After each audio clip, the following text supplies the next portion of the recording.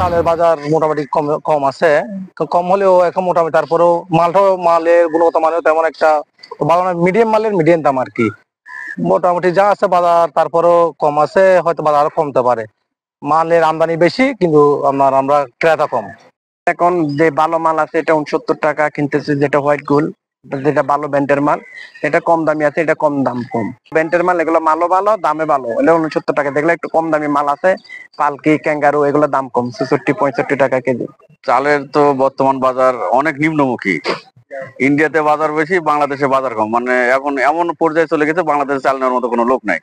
আজকের সম্ভবত বাজার ছিল 65 থেকে 66 টাকার মধ্যে আপনার সম্পা কাঠারি, আর সম্পা কাঠারি চালটাই হিলিপুরতে বেশি আসতেছে। আচ্ছা, এই মুহূর্তে ইন্ডিয়াতে যে দামটা, সেই দামে আমরা যদি চাল কিনে নিয়েছি আমাদের পড়তে হতো না। এখন আমরা মোটামুটি সব ইম্পোর্টারই, আমার জানা আমাদের সব ইম্পোর্টারই একটু ঘাটতির দিকে, মানে লসের দিকে। স্থলবন্দরে আপনার ইতিমধ্যে জানেন যে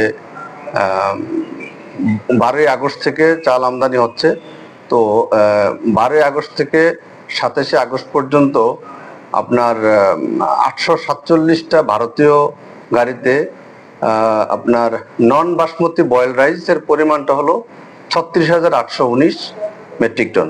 আপনাকে বলে রাখি যে আসলে যেহেতু এই চাউলটা কম শুল্কে আমদানি হচ্ছে, সেক্ষেত্রে পোর্টে প্রবেশ করার সাথে সাথে আমাদের যে কাস্টম সংক্রান্ত যে কর্মগুলা, যেমন আপনার বিএল দাখিল, বিল অফ এন্ট্রি, পরীক্ষণ, শুল্কায়ন, আমরা যত তাড়াতাড়ি সম্ভব এই কার্যগুলো করে আপনার পণ্যটা ডেলিভারি দেওয়ার চেষ্টা করি, যাতে বাজারে দামের যেই অস্থিতিশীল পরিবেশ তৈরি না হয় এবং স্থিতিশীলতা থাকে, পাশাপাশি আমাদের রাজস্ব যাতে আদায় হয় সে বিষয়টা আমরা খেয়াল রাখি।